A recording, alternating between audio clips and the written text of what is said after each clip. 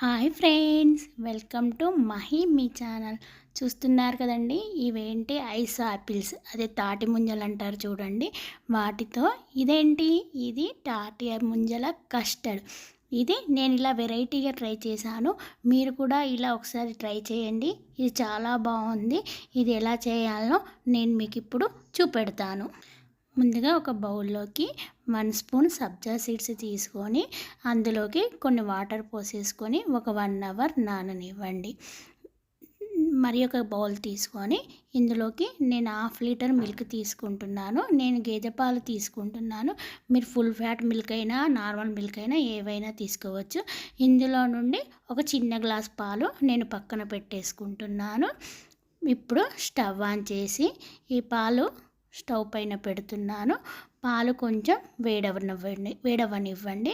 పాలు వేడయ్యే లోపల మనము మరి ఒక బౌల్ తీసుకొని అందులోకి 1 స్పూన్ కస్టర్డ్ తీసుకొని ఇందాక మనం పక్కన పెట్టుకున్న పాలు వేసి ఎలాంటి లంప్స్ లేకుండా దాన్ని బాగా మిక్స్ చేసుకోవాలన్నట్టు.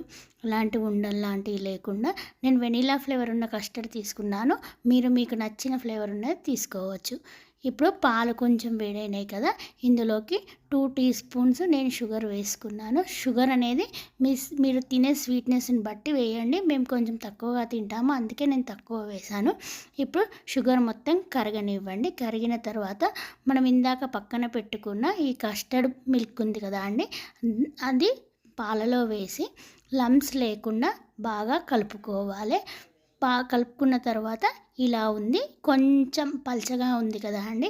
ఇది కొంచెం థిక్నెస్ అయ్యేంత వరకు స్టవ్ పైననే ఉంచండి. మధ్య మధ్యలో కలుపుతూ ఉండండి, లేకుంటే అడగంటిపోతుంది గిన్నె. చూడండి, ఇప్పుడు ఇది కొంచెం థిక్నెస్ వచ్చింది కదా. ఇప్పుడు దీన్ని తీసి పక్కన పెట్టుకొని చల్లారనివ్వండి. ఇప్పుడు నేను ఐస్ ఆపిల్స్, అది తాటి ముంజల్లో ఆల్రెడీ పొట్టు తీసి పెట్టుకున్నాను. వీటిని చిన్న చిన్న ముక్కల్లాగా చేసుకోండి. మీకు ఎంత చిన్నగా అనిపిస్తే అంత చిన్నగా.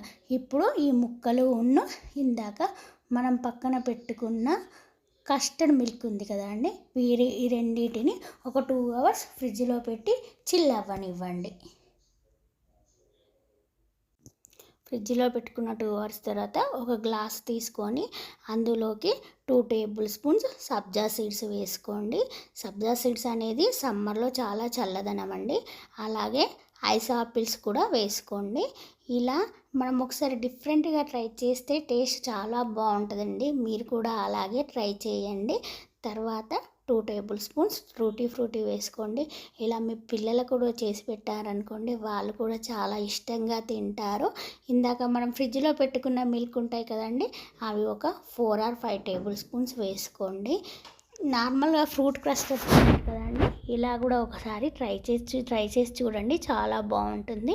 తర్వాత కొన్ని ఐస్ ఆపిల్ ముక్కలు వేసుకోండి.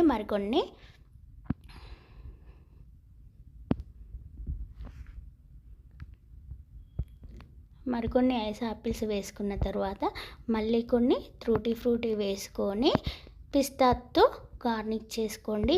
మీకు కనుక నా వీడియో నచ్చినట్లయితే లైక్ చేయండి, షేర్ చేయండి, సబ్స్క్రైబ్ చేయండి, కమెంట్ కూడా చేయండి. మీరు ట్రై చేసి ఎలా వచ్చిందో.